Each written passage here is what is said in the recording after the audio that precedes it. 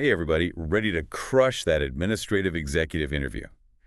We've got just the thing for you, a deep dive into real interview questions and answers that go way beyond the usual stuff. That's right. We're going to break down those questions. What's the interviewer really trying to get at, and how can you stand out from all the other candidates? Okay, so let's get started. One question that always seems to come up early is, what made you decide to pursue a career as an administrative executive?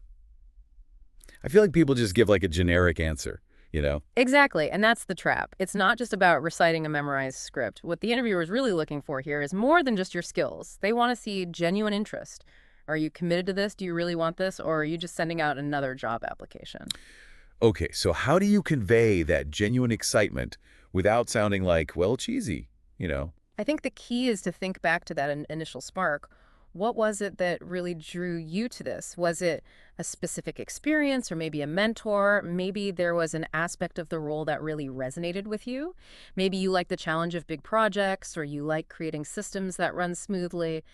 Tap into that feeling and let it come through in your answer. That makes a lot of sense. Okay, so let's move on to a question that I think is really about setting yourself apart from everyone else. Right. What do you think sets administrative executives apart from other professionals? Yeah, and the sources we've got here mention qualities like organization and efficiency, communication skills, problem solving, and being really good at paying attention to the details. But it's not enough to just, you know, list those things off like a shopping list. Yeah, I can't just be like, I'm organized, I'm efficient, Well, right? right, these things are all connected. It's not about isolated skills. It's like a whole mindset that you bring to the job? It's not just like being able to, file things away.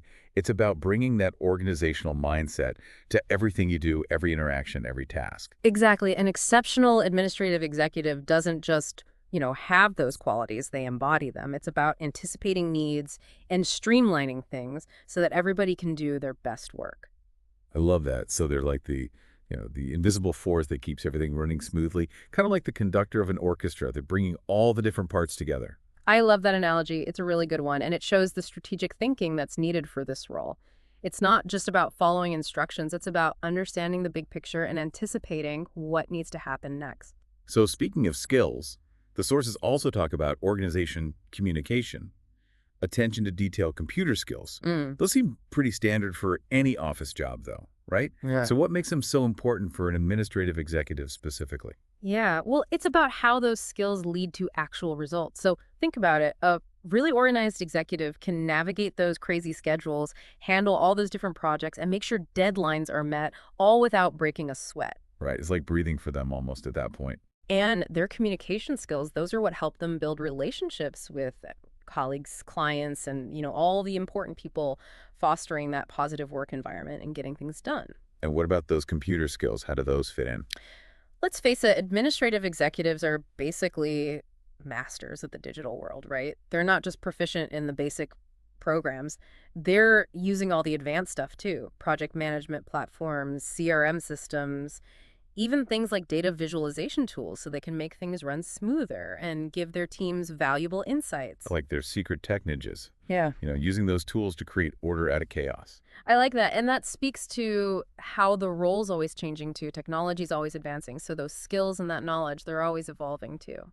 So it's not just about, checking boxes off on a resume. It's about showing how those skills actually make a difference in the real world. Okay, so let's talk about some of the challenges that come with this job. One question that I've seen a lot is, what do you think are the biggest challenges faced by administrative executives? This is where interviewers are trying to figure out what you know and how good you are at solving problems. They want to make sure you're not coming in thinking everything's easy. There are going to be some hurdles and they want to know if you're ready to face them. So if I just say like time management or difficult people, that's not really going to cut it, right? It's a start, but it's kind of surface level. It's better to give specific examples, things you've actually experienced, and explain how you overcame those obstacles. Okay, so I get it. So instead of saying, I'm a great multitasker, I could talk about a time when I had a project with a ton of deadlines and how I figured out what was most important, communicated with people, and got everything done on time. That's exactly what they want to hear. It shows you don't just talk the talk, you can walk the walk. Okay, I like that. Now let's talk about the good stuff. Yeah. The benefits interviewers often ask, what do you think are the biggest benefits of working as an administrative executive? They're really getting at with that. I think they want to make sure you really get what this role is about, you appreciate it, and you're not just, chasing a paycheck. Makes sense. So I've seen sources that mention working in different industries, having some independence, learning new skills all the time, a good salary, and job security. But I feel like those are pretty common perks for professional jobs in general. So what makes them stand out for administrative executives specifically? It's about how they fit into this specific role. So, for example, working in different industries isn't just about working in different places, it's about getting experience in all kinds of businesses and operations, which can really help your career in the long run. And that independence, it's not just about getting to do your own thing, it's about being able to really own projects, bring your ideas to life, and make a real impact on the company. So it's not just about the perks themselves, it's about how they match what someone who's drawn to this role actually values and wants to achieve. Exactly. And that's what you want to show in your answer. You get these unique benefits that come with being an administrative executive, and they align with your goals and what motivates you. All right, so we've talked about the reasons for choosing this career path, the qualities that make someone successful, the challenges and the benefits. But what's next on our list? Let's dive into some strategies for being successful. Interviewers want to know how you approach things practically. Like, how do you stay organized and efficient when things are moving fast? So if they ask something like, what do you think are the best ways to stay organized and efficient as an administrative executive? What are they looking for in a good answer? They're not looking for just general tips like use a planner or keep your desk tidy. They want to see that you're proactive about organization and that you can adapt. Okay, I get that. So maybe I could talk about how I use a combination of digital tools and physical systems to manage everything, and how I make sure I'm always adjusting to keep up with my current projects and priorities. Exactly. And if you can give specific examples of how you've actually used those strategies successfully in the past, that's even better. That makes sense. It's not just about having a system. It's about showing that you can adjust and refine that system to keep up with whatever's thrown at you. And that adaptability is a huge thing that interviewers look for. They want to know that you can roll with the punches, whether it's a deadline changing suddenly or a last minute request from the higher ups. Oh yeah, those curveballs definitely happen. So speaking of curveballs, the sources we've got here talk about taking breaks as a way to be more successful, which I'm terrible at. I get so caught up in my to-do list that I forget to step away and clear my head. I get it. It's a common thing, especially for people who are naturally driven and detail oriented, but it's important because breaks aren't just about preventing burnout, they can actually make you more productive. Really? How so? Well, when you take breaks, you're giving your mind a chance to rest and reset, which can lead to better focus, creativity, even problem solving when you go back to work. And it also shows that you're self-aware and you know how to take care of yourself, which are good qualities in any employee. That's a great point. Yeah. I guess it's about finding that balance between staying focused Yeah. or giving yourself time to recharge so you can come back with fresh ideas. Right. It's all about working smarter, not harder. Taking breaks is a way to work smarter. Okay, you've convinced me I need to get better at taking breaks now. Let's talk about another really important skill, time management. A lot of sources talk about using planners' to-do lists, setting deadlines, and breaking big tasks down into smaller, more manageable pieces. But those seem like pretty standard productivity tips, right? What makes them so relevant for administrative executives? Well, it's because of how big and complex the tasks they manage are. An administrative executive isn't just juggling their own to-do list, they're coordinating schedules and priorities for a lot of people, maybe even whole departments. Oh, wow. So it's like they're playing some kind of multi-level Tetris game, trying to fit all those pieces together smoothly. I love that. That's a great way to put it. It shows that you're not just managing your own time, you're managing the flow of information and tasks for the entire team. Right. So it's not just about being efficient with your own time. It's about making the whole organization more efficient. Exactly. And that's why even simple things like to-do lists and deadlines become even more important for executives. They create a framework for clarity, accountability, and a more streamlined workflow. Okay. I'm starting to feel a lot more organized already. Now, let's switch gears to another super important part of the role, communication.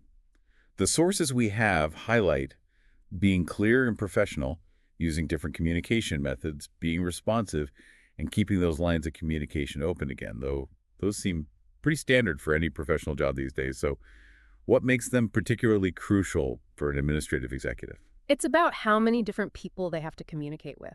They're not just talking to colleagues, they're also interacting with clients, Yeah. vendors, senior executives, even external stakeholders sometimes. So they need to be able to adjust their communication style depending on who they're talking to. Right, and it's not just what they say, it's how they say it.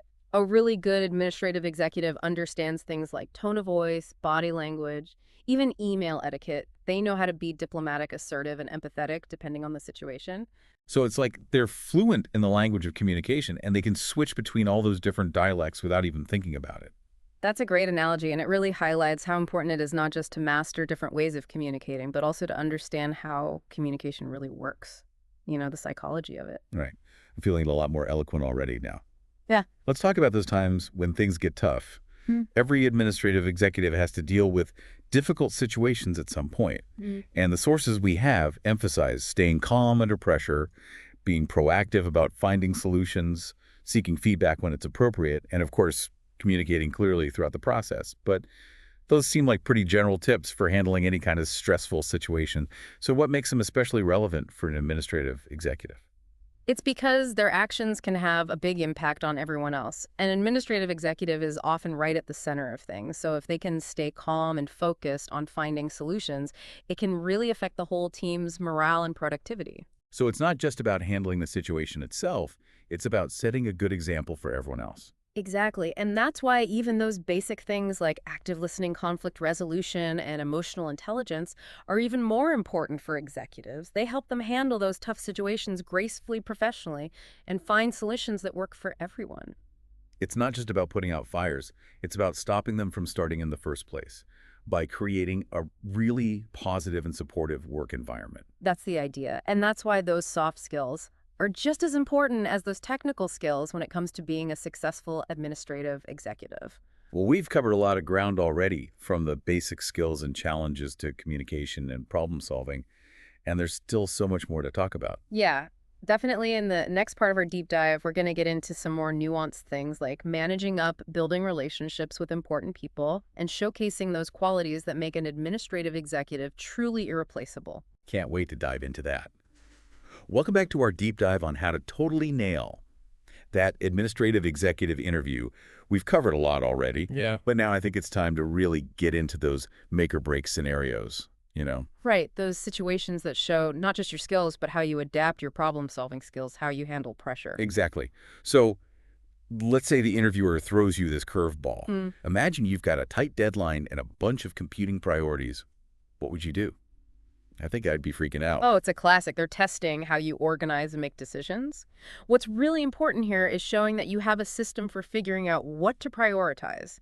It's not about panicking and trying to do everything at once. It's about being strategic. Okay, so instead of just saying I'd get it all done, I should actually explain how I decide what's really urgent versus what can wait or be delegated. Exactly. Maybe you use something like the Eisenhower matrix, or you've got a color-coded system for your to-do list. Yeah. Whatever it is, just explain it clearly so they see you don't just react to chaos, you create order. And it probably wouldn't hurt to mention the specific tools I use, right? Like project management software or time blocking that shows I'm organized and tech savvy.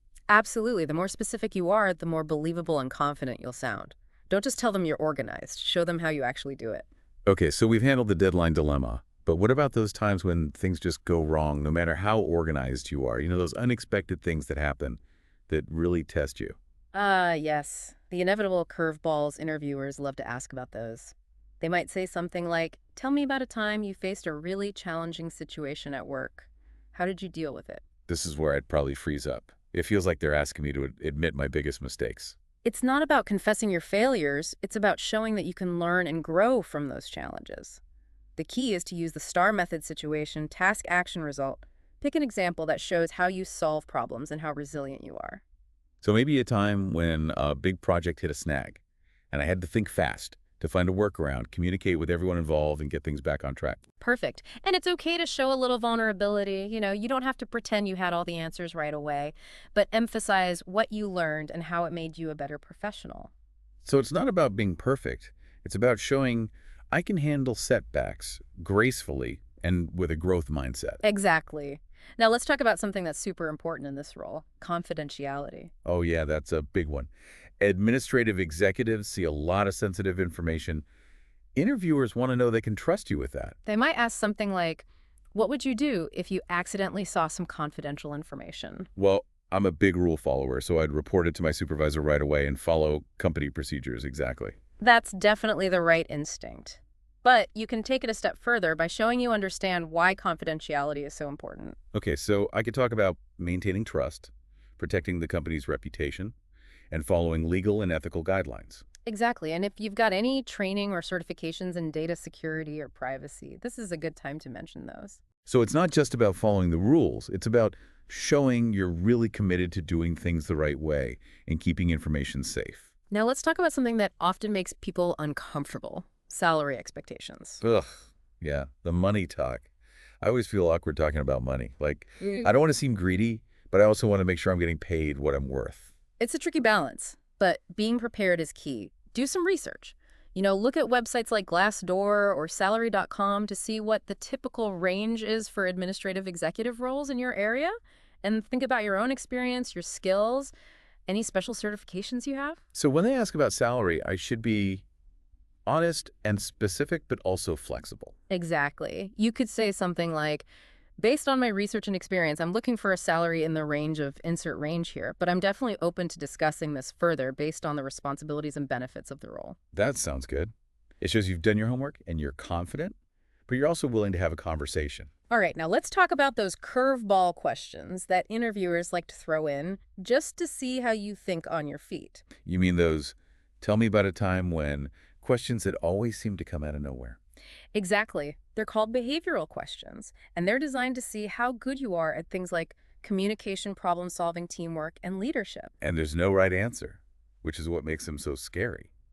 True, but there are good ways to handle them. The key is that STAR method. Again, think of specific examples from your past that show the skills or qualities the interviewer is looking for. So like if they say, tell me about a time you had to deal with a difficult coworker, I could tell a story about how I handled a conflict by listening, being assertive, and finding a compromise that works for both of us. Perfect. And remember, it's not just about telling the story. It's about the lessons you learned and how you've grown from those experiences. So it's about showing I can handle those tricky interpersonal situations maturely and professionally. Exactly. And it shows you're not just skilled, you're also self-aware and you're always looking to improve. I feel a lot more prepared to handle those curveballs. Yeah.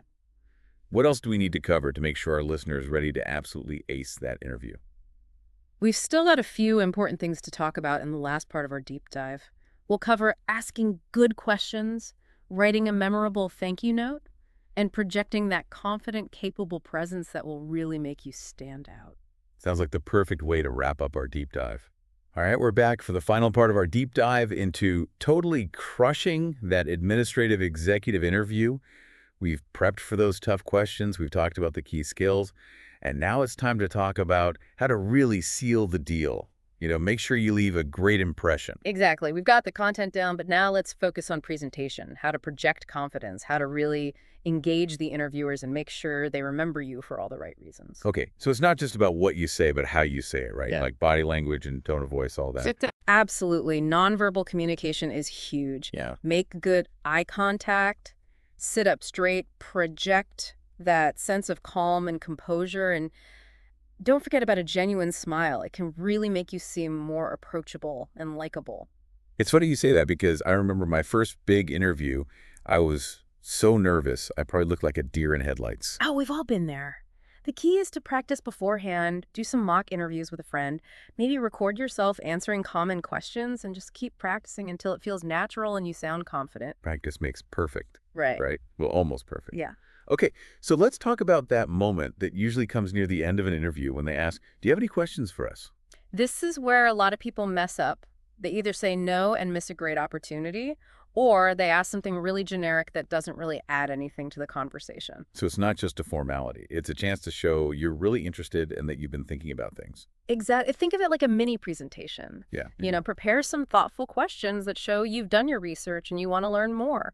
Okay, like what? Give me some examples. You could ask about the company culture, the team dynamics, or the specific challenges and opportunities of this particular role. Oh, I like those. It shows you're thinking beyond just the job description. You're interested in the big picture. You could also ask about the company's goals for the next year and how this role fits into those objectives, or maybe ask about professional development opportunities or mentorship programs. Right. It's about showing you're not just looking for any job. You want to grow and contribute to something. Exactly. And one last tip for those questions, make them open-ended. So instead of asking, do you offer training programs, ask, what are some of the ways the company supports employee development and growth?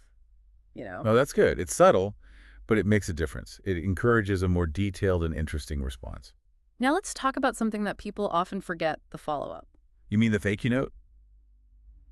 I always struggle with those. Do they really matter that much? They do. It's a small thing, but it can make a big difference. It shows you're thoughtful, appreciative, and you're still interested in the opportunity. But what if I'm terrible at writing those formal thank you notes? It doesn't have to be long and complicated.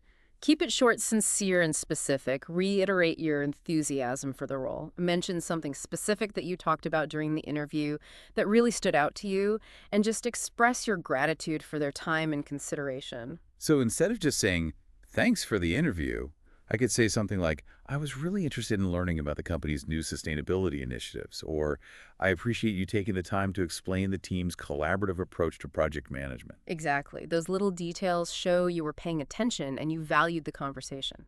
Okay, so we've covered a lot in this deep dive, from getting ready for those difficult questions to crafting a great follow-up as we wrap things up. Yeah. What's the one key takeaway you want to leave our listeners with? Remember, an interview is a two-way street. It's not just about you proving yourself, it's also about finding the right fit for you. So it's okay to ask questions to clarify things Hmm. and to make sure this is a role in a company where you can really succeed. Exactly. Go in prepared. Be confident. Be yourself. Let your personality shine through. And remember, you've got this. And that wraps up our deep dive into acing that administrative executive interview. We hope you found it helpful and that you feel more confident going into your interview. Good luck with your interview. We know you're going to do great.